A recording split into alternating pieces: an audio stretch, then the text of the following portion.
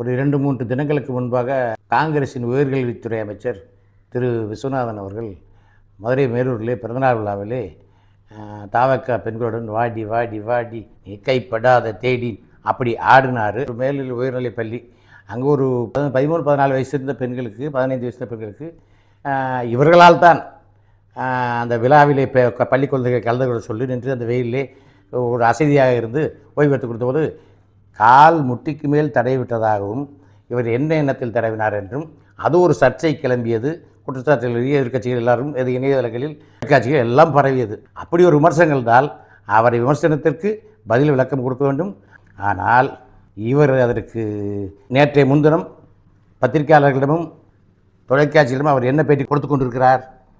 நான் ஒரு தலித் அமைச்சர் என்பதால் என் மீது குற்றச்சாட்டுகள் இருக்கிறார்கள், என் மேல் கால் புரிச்சு கொண்டவர்கள்னு சொல்லி. இதுக்கு தான் ஒரு 2-3 நாளுக்கு முன்னாடி ஒரு வீடியோ போட்டேன். அது உண்மை.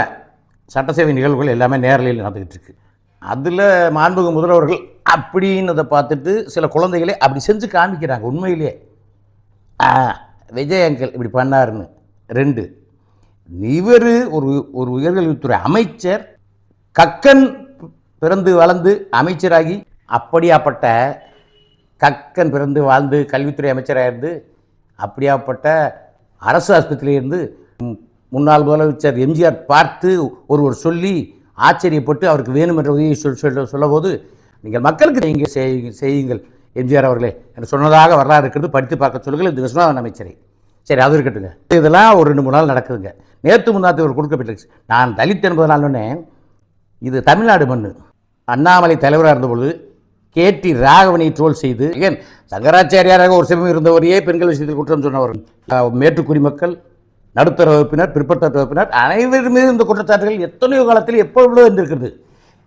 இவர் ஒரு இப்படி நடனமாடிய அமைச்சர், இப்படி 18 வயதிலும் அவர் குழந்தைகள் தான் இப்படி நடந்ததாக சொல்கிறார்கள். அது எப்படி எதிர்கொள்ளுமோ அதை விட்டுவிட்டு தலித் என்பதனால் இந்த குற்றச்சாட்டை வைக்கின்றால் இவரை மாதிரி ஆட்களால் தான் ஜாதியை மதத்தை மறந்து கொண்டிருக்கின்ற தமிழ்நாடு. அப்துல் கலாமுக்காக அகில இந்தியாவே அழுது இந்த நாடு. இவர் இப்படி குற்றச்சாட்டு வைத்தால் இவர்களை மாதிரி ஆட்களால் தான் சிறு குழந்தைகளோட பிசிஆர்னா என்ன, தலித்னா என்ன, மேட்டுக்குடினா என்ன, நடுத்தர என்ன பிற்ற அது சலுகைகளுக்கு அவர் கேட்க போகிறதில்லை. இந்த பிரச்சனைகளை பார்த்துட்டு அவர் மனதிலே ஆழ பயந்து விடுகிறது.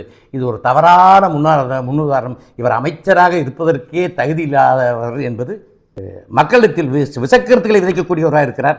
இவரது வயதிற்கு இது தேவையில்லாது. ஒரு நடனம் ஆடுவது, அந்த ஒரு நடனம் ஆடிவிட்டு அடுத்த 10 நிமிடத்தில் இந்த இது நடந்திருக்கிறப்ப எதிர்க்கட்சிகள் குற்றங்கள் எங்கே நடக்கும் தேடிக்கொண்டு சொல்வார்களா சொல்ல மாட்டார்களா? இது மிக தவறு.